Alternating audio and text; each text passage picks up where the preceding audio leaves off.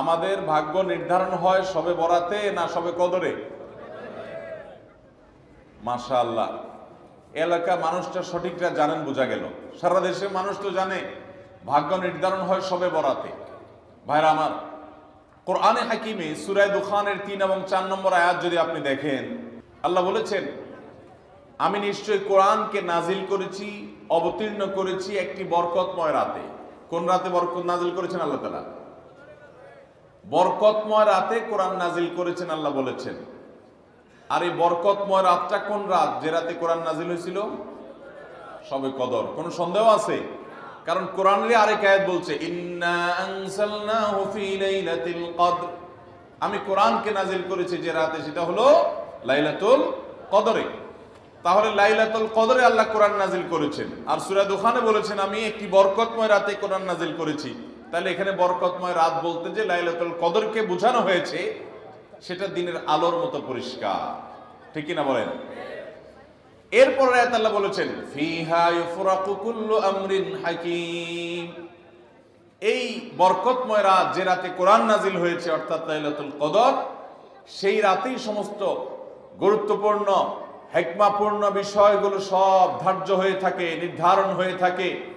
এই আয়াতের আলোকে বোঝা যায় মানুষের ভাগ্য সারা বছরের যেটি লিপিবদ্ধ হওয়ার কথা, সারা বছরের যে বাজেট হওয়ার কথা, সেটা হয়ে থাকে লাইলাতুল কদরে, সবে কদরে। মধ্য শাবানের রাত, এ রাতে আল্লাহ তাআলা মানুষকে সাধারণ ক্ষমা ঘোষণা করেন। যাদের মনে হিংসা নাই, যাদের মনে মানুষের প্রতি বিদ্বেষ শত্রুতা নাই, এবং যারা শিরকে লিপ্ত না, এই মানুষগুলো ছাড়া বাকি মানুষগুলোকে মধ্য শাবানের রাত, যেটাকে আমরা শবে বরাত বলি, হাদিসের ভাষ্য শবে বরাত নয়, হাদিসের ভাষ্য হলো লাইলাতুন নিসফি মিন শাবান, সেই রাতে আল্লাহ রাব্বুল আলামিন বান্দাকে সাধারণ ক্ষমা ঘোষণা করেন। এটা একটা ভিন্ন বিষয়, কিন্তু বছরের সবচেয়ে শ্রেষ্ঠ রাত হলো লাইলাতুল কদর, যেই রাতে আল্লাহ তাআলা বান্দার ভাগ্য ঠিক করেন। এই রাতে যে ভাগ্য আল্লাহ নির্ধারণ করে থাকেন, সেই নির্ধারণটা যেন আমাদের অনুকূলে হয়, সেই নির্ধারণটা যেন আমাদের জন্য কল্যাণকর হয়। আল্লাহ যেন আমাদের ভাগ্যে ভালো কিছু লেখেন, খারাপ কিছু যেন না লেখেন। আল্লাহ যেন তাকদীরে আমাদেরকে ভালো কিছু দেন, মন্দ কিছু থেকে বাঁচিয়ে রাখেন। সেজন্য আমরা সবাই কামনা করি কি করি না? শুধু করি তা না, শবে বরাতে যত মানুষ মসজিদে আসে আমাদের দেশে, সারা বছরের অন্য কোন রাত, দিন, অন্য কোন সময় এত মানুষ মসজিদে আসে, কারণ কি? শবে বরাতে মানুষ মসজিদে বেশি আসে কেন? কি কারণে আসে বলেন দেখি? সবচেয়ে বেশি মানুষ মসজিদে আসে কোন দিন? শবে বরাতে। কেন এই দিন বেশি আসে কেন? একজনকে সিন্নি খাওয়ার জন্য না, সিন্নি তো অন্য দিনও দেয়। এই রাতে বেশিরভাগ মানুষ মসজিদে যায় বা ইবাদত বন্দেগী করে যার যার মতে করে। বেশিরভাগ মানুষের ধারণা হলো যে এই রাতে ভাগ্য ঠিক হয়। যেহেতু ভাগ্য ঠিক হয়, ভাগ্য নির্ধারণ হয়, সেই জন্য এই রাতে মসজিদে যায়, ভিড় জমায়, যে একটা রাতে ইবাদত বন্দেগী করে যদি ভাগ্যটা নিজের অনুকূলে লিখে নেওয়া যায়, সারা বছরের ভালো কিছু লেখাই নেওয়া যায়, তাহলে তো সারা বছর ভালো থাকা যাবে। এই জন্য ওই একটা রাতে একটু বেশি ইবাদতবন্দি করার চেষ্টা করে। ঠিক না বেঠিক? ভাইরা আমার, প্রথম কথা হলো ভাগ্য নির্ধারণ এই রাতে নয়, বরং লাইলাতুল কদরে হয়। দ্বিতীয় কথা হলো ভাগ্য নির্ধারণের জন্য একটা রাত মসজিদে গিয়ে ইবাদত বন্দেগী করলেই আমার ভাগ্য নির্ধারিত হয়ে যাবে বা ভাগ্য ভালো কিছু লেখা হয়ে যাবে ভাগ্যে, এরকম কোন কথা কোরআন বা হাদিস থেকে পাওয়া যায়? কোরআন হাদিসে কি পাওয়া যায়? সূরা নাহাল আয়াত নম্বর 97, মান আমিলা সালিহাম মিন যাকারিন আও উনসা ওয়া হুয়া মুমিন, পুরুষ হোক আর নারী হোক, যে কোনো ব্যক্তি যদি ঈমানদার অবস্থায় ভালো কাজ করে, পুরুষ হোক কিংবা মহিলা, যে কেউ যদি ভালো কাজ খুঁটে খুঁটে খুঁটে নেক আমল করে, ভালো ভালো নেক কাজ, কোরআন হাদিসে নির্দেশিত কাজ, আল্লাহ যা করতে বলেছেন, রাসূল সাল্লাল্লাহু আলাইহি ওয়াসাল্লাম যা করতে বলেছেন, যদি সে কাজগুলো করে, এমত অবস্থায় করে যে সে ঈমানদার, অর্থাৎ ঈমান থাকতে হবে, ঈমান আছে এই অবস্থায় যদি নেক আমল করে, তাহলে কি হবে? আল্লাহ বলেছেন ফালানুহিয়ান্নাহু হায়াতান তাইয়্যিবাহ, তাহলে সেই পুরুষ সে নারীকে আমি পবিত্র জীবন দান করব। কি জীবন দান করবেন বলছেন আল্লাহ? পবিত্র জীবন দান করবেন। এই পবিত্র জীবনে মানুষ সুখী থাকবে, এই পবিত্র জীবনে মানুষ সমৃদ্ধ থাকবে, এই পবিত্র জীবনে মানুষ ভালো থাকবে, নেক থাকবে। এবং এই ইমানদার নারী পুরুষরা যদি নেক আমল করে, ভালো কাজ করে যদি সব সময়, তাহলে সেক্ষেত্রে আল্লাহ বলেছেন তারা যে ভালো কাজ করেছে ওইটার সবচেয়ে উত্তম বিনিময় আমি তাদেরকে দান করব। তাহলে এই আয়াত থেকে প্রমাণ হয় যদি কেউ ঈমান আনার পর নেকামল করতে থাকে, নেকামল করতে থাকে, একদিনের নেকামল নয়, এক রাতের নেকামল নয়, সারা বছর জুড়ে সারা জীবন ধরে ভালো কাজ করার চেষ্টা যদি কেউ করে, আল্লাহ তাআলা তাকে পবিত্র জীবন দিবেন, সৌভাগ্যবান মানুষের জীবন দিবেন, সুখী মানুষের জীবন দিবেন। এখান থেকে বোঝা যায় কি ভাগ্য নির্ধারণের জন্য এক রাত আমল করতে হবে নাকি সারা বছর? সূরা আরাফ আয়াত নম্বর 96, সূরা আরাফ আয়াত নম্বর কত? 96। আল্লাহ বলেছেন ওয়ালাউ আন্না আহলাল কুরা আমানু ওয়াত্তাকাউ, যদি কোন জনপদের লোকেরা ঈমান আনে আর তাকওয়া অবলম্বন করে। তাকওয়া কি? তাকওয়া হলো আল্লাহর ভয়ে সে আল্লাহর নির্দেশগুলো মানে আর হারামগুলো বর্জন করে। এরকম যদি কেউ করে, লাফাতাহনা আলাইহিম বারাকাতিম মিনাস সামাই ওয়াল আরদ, আল্লাহ বলেছেন তাহলে ওই ব্যক্তিকে আসমান এবং জমিন থেকে সমস্ত বরকত সমূহের দুয়ার সবগুলো তার জন্য খুলে দেওয়া হবে।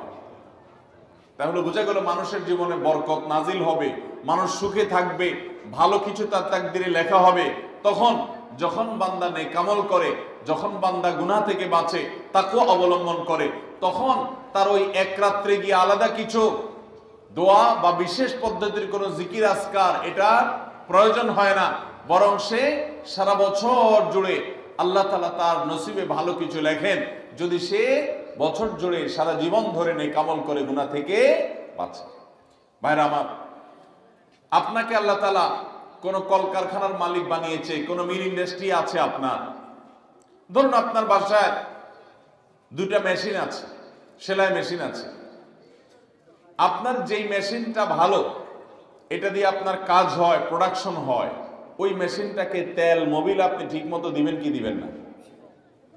যেহেতু ওইটা সার্ভিস দেয় আপনাকে, ওখান থেকে আপনার প্রোডাকশন হয়, ভালো কিছু অর্জিত হয়, সেজন্য আপনি অটোমেটিকলি সেটার জন্য বিদ্যুৎ সাপ্লাই দিবেন, গ্যাস লাগলে গ্যাসের সাপ্লাই যে মেশিনের জন্য দরকার সেটা দিবেন, তেল মোবিল যা যা দেওয়া দরকার সেটা দিবেন, নষ্ট হলে সাথে সাথে ওটা ঠিক করাবেন, যা যা দরকার সব ব্যবস্থা আপনি করবেন। কারণ মেশিনটা আপনার প্রোডাক্টিভ, মেশিনটা আপনার প্রোডাকশন দিচ্ছে, এখান থেকে ভালো কিছু পাওয়া যাচ্ছে, সেজন্য আপনি এটা দিবেন। আরেকটা মেশিন যদি হয় যে মেশিন থেকে আপনার কোনো সার্ভিস আপনি পান না, প্রোডাকশন দেয় না, মেশিনটা নষ্ট হয়ে অকেজো হয়ে পড়ে আছে, তাহলে ওই মেশিনে কি আপনি বিদ্যুৎ সাপ্লাই দিবেন?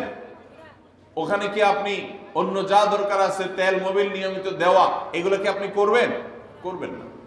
হ্যাঁ, ওইটার জন্য মাসে মাসে কিস্তি যদি দেওয়ার দরকার হয়, আগে থেকে কিনা থাকে, তাহলে আপনি হয়তো কিস্তি পরিশোধ করবেন। অন্য কিছু আগে থেকে করা দরকার আছে সেটা আপনি করবেন। আল্লাহ রাব্বুল আলামিন ঠিক একইভাবে তার যে বান্দারা তার অনুগত থাকে, তাকওয়া অবলম্বন করে, হারাম থেকে বাঁচে, গুনাহ থেকে বাঁচে, ফরজ কাজগুলো করে, আল্লাহ তাআলা তার সেই বান্দাদের জন্য ভালো কিছু তাদের তাকদীরে লিপিবদ্ধ করেন, তাদের জন্য নসিবে ভালো কিছু রাখেন, তাদেরকে সুখের জীবন দান করেন, সৌভাগ্য দান করেন। আল্লাহ তাআলা প্রকৃত প্রশান্তি মনের সেটা দান করেন আল্লাহর ঈমানদার এবং নেককার বান্দাদেরকে, আমলে সালেহ করানোওয়ালা বান্দাদেরকে, মুত্তাকি পরহেজগার বান্দাদেরকে। আর যারা আল্লাহর এই আনুগত্য করে না, যারা আল্লাহ রাব্বুল আলামিনের প্রতি ঈমান আনে না, যারা নেক আমল করে না, যারা তাকওয়া অবলম্বন করে না, এই মানুষগুলো তাদেরকে আল্লাহ তাআলা ওই দুনিয়াতে বেঁচে থাকার জন্য, আর দুনিয়া সিজনুল মুমিন ওয়া জান্নাতুল কাফির হাদিসে আসছে, দুনিয়া হলো ঈমানদারের জন্য জেলখানা আর কাফিরের জন্য, ঈমানদারের জন্য হলো জেলখানা আর কাফিরের জন্য জান্নাতের মতো যা খুশি করতে পারে। আল্লাহ তাআলা তাকে কিছু রিজিক দিয়ে বাঁচায় রাখেন, কিন্তু এই রিজিকের কোনো মূল্য আল্লাহর কাছে নাই। নবী করিম সাল্লাল্লাহু আলাইহি সাল্লাম বলেছেন, যদি দুনিয়া এবং দুনিয়ার মধ্যে যা কিছু আছে এগুলো যদি মাছির ডানার মতো মূল্য রাখতো, তো আল্লাহ তাআলা দুনিয়াতে আল্লাহর প্রতি অবিশ্বাসী কাউকে এক ঢোক পানিও পান করতে দিতেন না।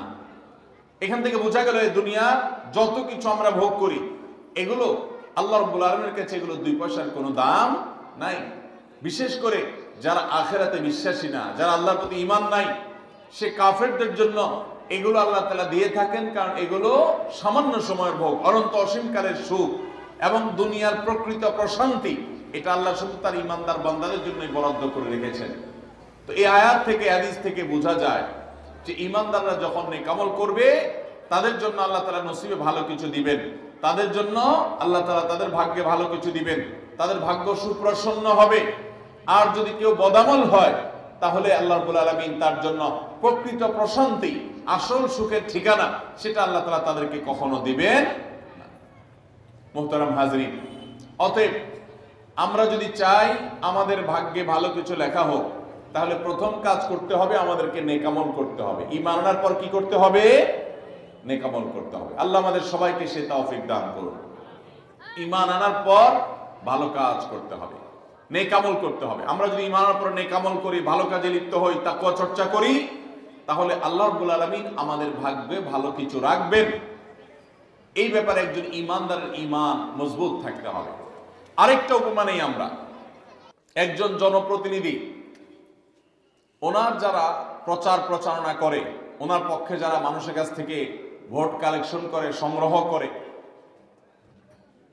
এই জনপ্রতিনিধির কাছে যদি কোনো রিলিফের মাল আসে, সরকারি চাল ডাল ইত্যাদি এসব যদি আসে, তিনি তার এলাকার মানুষদেরকে, ভোটারদেরকে, জনগণ তাদেরকে তিনি, যারা অভাবী, যারা এটার হকদার, তাদেরকে দিবেন, এটা তার দায়িত্ব, কর্তব্য থাকে।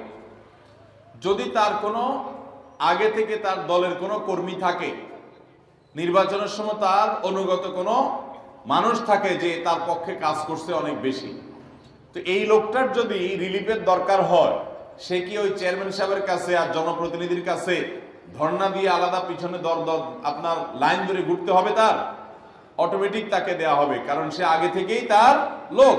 অতএব অন্য 10 জন যদি পায়, এই লোক বরং তারও আগে পাবে। ঠিক একইভাবে যে সারা বছর জুড়ে নেক আমল করে, তাকওয়া অবলম্বন করে, গুনাহ থেকে বাঁচে, আল্লাহর আনুগত্য করে, আল্লাহর আদেশ নিষেধগুলো মেনে চলে, 5 ওয়াক্ত নামাজ পড়ে, হালাল হারাম বাজ বিচার করে চলে, আল্লাহর ভয় অন্তরে লালন করে, ওই আল্লাহর বান্দাকে আল্লাহ যখন ভাগ্য লিপিবদ্ধ করবেন, আল্লাহ যখন বাজেট ঘোষণা করবেন, তখন আল্লাহ তাআলা তার সেই ঈমানদার, সেই মুত্তাকি বান্দার জন্য বাজেট রাখবেন ভালো, এটা তো বলার অপেক্ষা রাখে। অতএব ভাগ্য সুপ্রসন্ন হওয়ার জন্য, ভাগ্যে ভালো কিছু লেখা হওয়ার জন্য এক রাতের ইবাদত নয়। এই সমস্ত আয়াত, হাদিস, উপমা থেকে আমরা বোঝাবার চেষ্টা করছি যে আমাদেরকে করতে হবে সারা বছর জুড়ে ভালো কাজের চর্চা, নেক আমলের চর্চা। তাহলে আমরা নেক আমলের মাধ্যমে আল্লাহ রাব্বুল আলামিনের কাছ থেকে ভালো কিছুর ফয়সালা পাবো ইনশাআল্লাহ।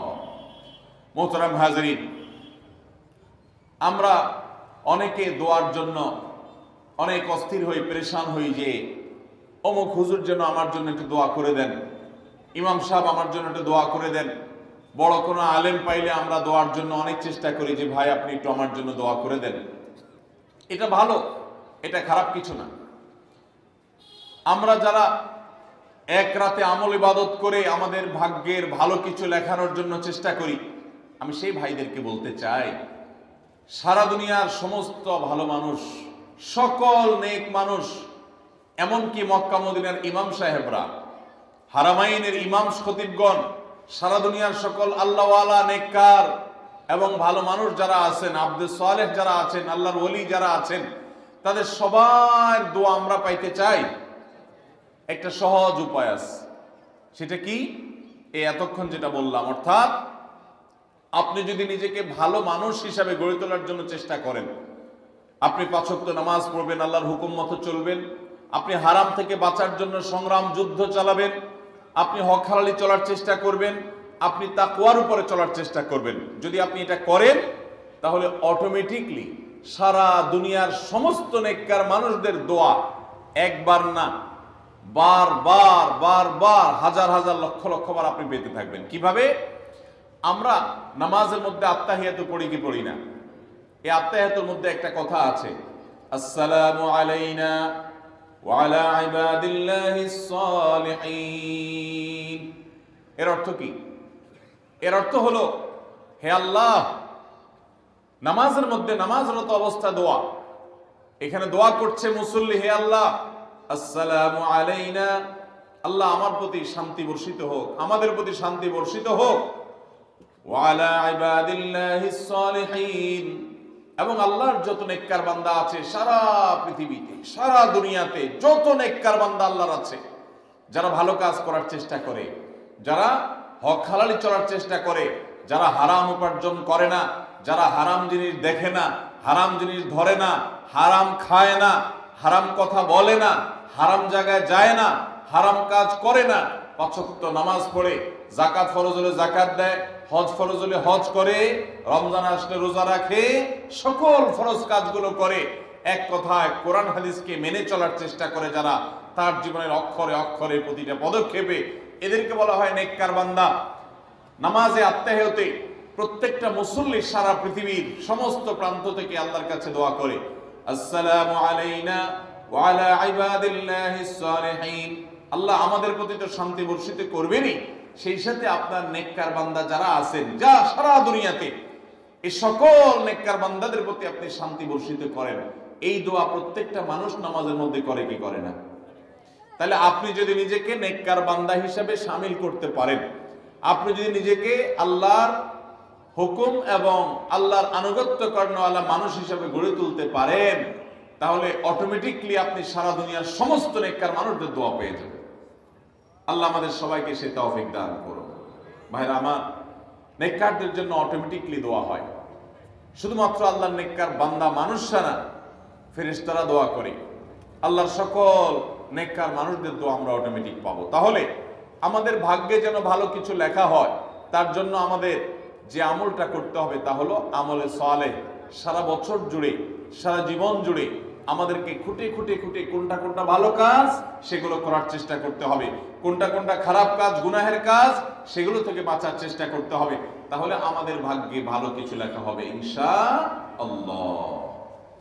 তাহলে এইটা একটা আমল পেয়ে গেলাম, যেটার মাধ্যমে আমাদের ভাগ্যে ভালো কিছু লেখা হবে। আমলটা হলো কি? সারা বছর জুড়ে, সারা জীবন জুড়ে আমাদেরকে খুঁটে খুঁটে আল্লাহর হুকুম কোনটা সেটা মানতে হবে, আল্লাহ কোনটা নিষেধ করেছেন সেটা থেকে বেঁচে থাকতে হবে। এই কাজ যদি অব্যাহত রাখি, আমাদের নসিবে ভালো কিছু এমনিই হবে ইনশাআল্লাহ। 2, সহিহ বুখারীর একটি হাদিস থেকে আমরা আমাদের নসিবে ভালো কিছু আল্লাহ তাআলা লিপিবদ্ধ করবেন এরকম একটি আমলের কথা আমরা জানি। সকল সাধারণ নেক আমলের মধ্যে সেটা শামিল আছে, এটাকে আলাদা করে নবী সাল্লাল্লাহু আলাইহি ওয়াসাল্লাম বলেছেন। সেটা কি? তিনি বলেছেন, মান সাল্লাহু আইয়ুবসাতা লাহু ফি রিজকিহি আও ইউনসা লাহু ফি আথারিহি ফালইয়াসিল রাহিমাহ। মান সাররাহা লাহু আইয়ুবসাতা লাহু ফি রিজকিহি আও ইউনসা লাহু ফি আথারিহি, যে ব্যক্তি চায় তার রিজিককে প্রশস্ত করে দেওয়া হোক, তার রিজিকে বারাকা দেওয়া হোক এবং তার হায়াত বৃদ্ধি করে দেওয়া হোক, এটা যে চায়, ফালইয়াসিল রাহিমা, সেই জন্য তার রক্ত সম্পর্কীয় আত্মীয়দের সাথে সুসম্পর্ক বজায় রাখে, সেই জন্য তার রক্ত সম্পর্কীয় আত্মীয়দের সাথে সম্পর্ক সবসময় জুড়ে রাখে, সম্পর্ক যেন ভালো রাখে, তাদের সাথে সম্পর্ক যেন ছিন্ন না করে। তাহলে সেক্ষেত্রে তার হায়াত এবং তার রিজিকের মধ্যে বরকত দেওয়া হবে, কল্যাণ দেওয়া হবে, লিপিবদ্ধ করা হবে, এই ফয়সালা তার জন্য করা হবে। এই হাদিস থেকে বোঝা যায় যে আমাদের হায়াত, আমাদের রিজিকের মধ্যে বরকত হবে, কল্যাণ হবে, ভাগ্যে নসিবে ভালো কিছু আল্লাহ তাআলা দিবেন যদি আমরা রক্ত সম্পর্কীয় আত্মীয়দের সাথে সুসম্পর্ক বজায় রাখি। আজকাল আমাদের সমাজে অনেক মানুষ আছেন যে নামাজ রোজা করেন, ওয়াজ মাহফিলে যান, কোরআন তেলাওয়াত করেন, জিকির আজকার তাসবিহ তেলাওয়াত করেন, কিন্তু নিজের রক্ত সম্পর্কে আত্মীয়দের সাথে সম্পর্ক ভালো নাই। আছে না নাই? আপনার আত্মীয় যদি নিজে থেকে সম্পর্ক ছিন্ন করে চলে যায় তাহলে তো আর আপনার দোষ নাই, কিন্তু আপনি নিজে থেকে কখনো আপনার রক্তের যে আত্মীয়, যাদের সাথে রক্তের সম্পর্ক আছে, এরকম কারোর সাথে সম্পর্ক ছিন্ন করতে পারবেন না, এটা হারাম। নবী করিম সাল্লাল্লাহু আলাইহি ওয়াসাল্লাম বলেছেন, মান ওয়াসালাহু ওয়াসালাহুল্লাহ ওয়া মান কাতাআ কাতাআহুল্লাহ। যে ব্যক্তি আত্মীয়তার সম্পর্ককে রক্ষা করবে, আল্লাহ তাআলা তাকে রক্ষা করবেন। যে আত্মীয়তার সম্পর্ক ছিন্ন করবে, তাকে ত্যাগ করবে, আল্লাহ তাআলা ওই ব্যক্তিকে ছিন্ন করবেন।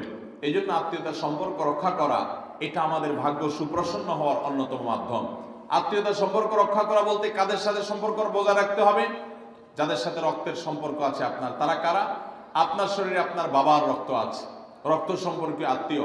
আপনার বাবার সাথে আপনার ব্লাডের কানেকশন আছে, আপনার মায়ের সাথে আপনার ব্লাডের কানেকশন আছে, এবং মায়ের সাথে ব্লাডের কানেকশন থাকার কারণে মায়ের দিককার আত্মীয় আপনার মামা, আপনার খালা, আপনার নানা নানি, তারা হলো আপনার রক্ত সম্পর্কীয় আত্মীয়। ঠিক একইভাবে আপনার বাবার দিককার রক্ত সম্পর্কীয় আত্মীয় হলেন আপনার দাদা দাদি, আপনার চাচা, আপনার ফুফু, এবং চাচাতো ভাই বোন, ফুফা না ফুফু, যিনি তার রক্ত আপনার বাবার রক্ত এক, সেজন্য তারা রক্তের আত্মীয়। ভাই বোন তো আছেই। তো এই রক্তের আত্মীয়দের সাথে অনেকে সম্পর্ক বজায় রাখে না, কোনো কারণে সম্পর্ক ছিন্ন করে ফেলে, এটা হারাম। আমরা দুনিয়াতে অনেক বন্ধু বান্ধবের সাথে সম্পর্ক ভালো রাখি, অনেক দোস্তের সাথে সম্পর্ক ভালো রাখি, অথচ আমাদের এই রক্ত সম্পর্কে আত্মীয়গুলোর সাথে সম্পর্ক ভালো রাখা হয় না। মোহতারাম হাজিরিন, আমাদের নসিবে আল্লাহ ভালো কিছু দেখ, আমরা সবাই চাই কি চাই না? তাহলে শবে বরাতে রাতভর আপনি দোয়া জিকির আজকার করলেন, কান্নাকাটি করলেন, আর মিলাদ মাহফিল করলেন, আশা করলেন আপনার ভাগ্যে ভালো কিছু লেখা হবে। আপনার ভাগ্যে ভালো কিছু লেখা হবে না যদি আপনি আপনার রক্ত সম্পর্কে আত্মীয়ের সাথে সম্পর্ক ছিন্ন করে বসে থাকেন। কারণ আপনার জীবনে, আপনার রুজিতে, আপনার ইনকামে, উপার্জনে বরকত হওয়ার পূর্ব শর্ত হলো আপনার এই রক্ত সম্পর্কে আত্মীয়গুলোর সাথে, আত্মীয় স্বজনের সাথে সুসম্পর্ক বজায় রাখা। হ্যাঁ, তারা যদি সুসম্পর্ক বজায় রাখতে গেলে আপনার ক্ষতি করে, আপনাকে বিপদে ফেলে, তাহলে আপনি নিজেকে বাঁচাতে পারেন, আত্মরক্ষার জন্য আপনি দূরত্ব বজায় রাখতে পারেন। কিন্তু তাই বলে তাদের সাথে আপনি সম্পর্ক নষ্ট করে থাকবেন, তাদেরকে ভুলে থাকবেন, বা তাদের সাথে সম্পর্ক রাখবেন না, এটা কিন্তু জায়েজ হতে পারে না। ইংল্যান্ডের একটা ইউনিভার্সিটির একটা জরিপের কথা অনলাইনে আমি একবার দেখেছিলাম। এটার উপর একটা প্রতিবেদন দেখেছিলাম যে একটা নামকরা বিশ্ববিদ্যালয়, তারা বিশ্ববিদ্যালয়ের ছাত্রদের মধ্যে একটা সার্ভে তারা চালিয়েছিলেন। তারা দেখতে চেয়েছেন যে ছাত্রদের মধ্যে কারা বেশি হায়াত পায় আর কারা কম পায়। যারা বেশি হায়াত পায় তাদের মধ্যে বৈশিষ্ট্য কি আছে, যারা কম পায় তাদের মধ্যে কোন বৈশিষ্ট্যের অভাব আছে। তো এটা নিয়ে দীর্ঘ অনেক বছরের একটা জরিপ তারা চালিয়েছেন, একটা নিরীক্ষা তারা চালিয়েছেন। সেই নিরীক্ষায় দেখা গেল যে যেই ছাত্ররা দীর্ঘদিন পর্যন্ত হায়াত পেয়েছেন এবং তারা অনেক দিন দুনিয়াতে বেঁচেছেন, তাদের বেশিরভাগই দেখা গেছে, সবাই না, বেশিরভাগই দেখা গেছে যে তারা সাধারণত তাদের পারিবারিক এবং আত্মীয় স্বজন, বন্ধু বান্ধব, অন্যদের সাথে হাসি খুশি, অর্থাৎ মানুষের সাথে সম্পর্ক বজায় রাখছে। আর যারা সম্পর্ক বজায় রাখে নাই, এই মানুষগুলো তাদের তুলনামূলকভাবে প্রথম গ্রুপের চাইতে তারা অনেক আগে দুনিয়া থেকে চলে গেছে, অনেক আগে তারা মারা গেছে। এটা প্রত্যেকটা ব্যক্তির ক্ষেত্রে আলাদা আলাদা করে খাটানো যাবে না, এটা একটা টোটাল জরিপের ফসল। তো এই জরিপ প্রমাণ করে নবী করিম সাল্লাল্লাহু আলাইহি ওয়াসাল্লাম যে বলেছেন, যারা রক্ত সম্পর্কের আত্মীয়গুলোর সাথে সুসম্পর্ক বজায় রাখে তাদের হায়াতে এবং রিজিকে বরকত দেওয়া হয়। এই জরিপের রিপোর্টও সেটা সত্যতাকে প্রমাণ করে। আল্লাহ তাআলা আমাদের সবাইকে আমাদের আত্মীয় স্বজনের সাথে সুসম্পর্ক বজায় রাখার তৌফিক দান করুন। আমাদের ভাগ্যে যেন ভালো কিছু লেখা হয়, ভাগ্য যেন সুপ্রসন্ন হয়, সেজন্য আমরা দ্বিতীয় আমলও পেয়ে গেলাম। নাম্বার 3, বান্দার ভাগ্য এবং নসিবে ভালো কিছু যেন হয়। মন্দ কোনো কিছু যদি আল্লাহ না করুন কারণ নসিবে লেখা থাকে, সেটা যেন দূর হয়, সেটা যেন তার ক্ষতি না করে। আল্লাহ রাব্বুল আলামিন যেন সেই ফয়সালা বান্দার উপরে কার্যকর না করে, সেজন্য তৃতীয় আমল হলো দোয়া। কারণ এই মর্মে মুস্তাদরাকে হাকিমের একটি দোয়া আছে, হাদিস আছে যে হাদিসে নবী সাল্লাল্লাহু আলাইহি ওয়াসাল্লাম বলেছেন লা ইয়ারুদ্দু তাকদীর ইল্লা দুআ। তিরমিজিতে একই হাদিসে আসছে, ভাষ্য ভিন্ন, লা ইয়ারুদ্দু কাযা ইল্লা আদ-দুআ। বান্দার তাকদীর, বান্দার ভাগ্য, এটা কোনো কিছু পরিবর্তন করতে পারে না। অন্য এক হাদিসে আসছে আল্লাহ যা ফয়সালা করেন সেটা আর পরিবর্তন করেন না। তবে এই হাদিস থেকে একটা এক্সেপশন পাওয়া যায়, সেটা হলো যদি কেউ আল্লাহ তাআলার কাছে কায়মন বাক্যে দোয়া করতে পারে, দোয়ার হক আদায় করে যদি দোয়া করতে পারে, তাহলে এই দোয়া আল্লাহ রাব্বুল আলামিনের তাকদীরকে পর্যন্ত তার জন্য পরিবর্তন করে দেওয়া হয় দোয়ার মাধ্যমে। আল্লাহ তাআলা আমাদেরকে সবাইকে সেভাবে দোয়া করার তৌফিক দান করুন। আমরা চেষ্টা করব তো ইনশাআল্লাহ। তৃতীয় আমল আমরা পেয়ে গেলাম, সেটা হলো দোয়া। আল্লাহ তাআলার কাছে যদি কেউ চোখের পানি ফেলে দোয়া করে, আল্লাহ আপনি আমার নসিবে যদি খারাপ কিছু লেখাও থাকে সেটা থেকে আপনি আমাকে উদ্ধার করেন।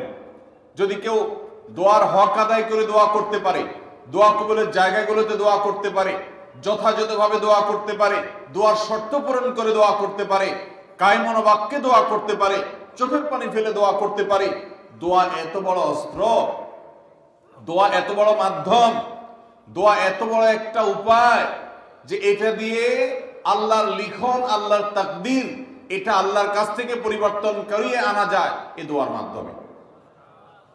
অথচ এই দোয়াও আমরা বেশি মানুষ করতে পারি না। আমরা হুজুরদের দিকে চায় থাকি যে হুজুরদের সাথে আমরা শুধু আমিন আমিন বলবো, নিজেরা আল্লাহর কাছে দোয়া করবো এটা আমরা জানি না। অথচ আল্লাহ বলেছেন উদউনি আস্তাজিব লাকুম, তোমরা আমার কাছে দোয়া করো, আমি তোমাদের দোয়া কবুল করব।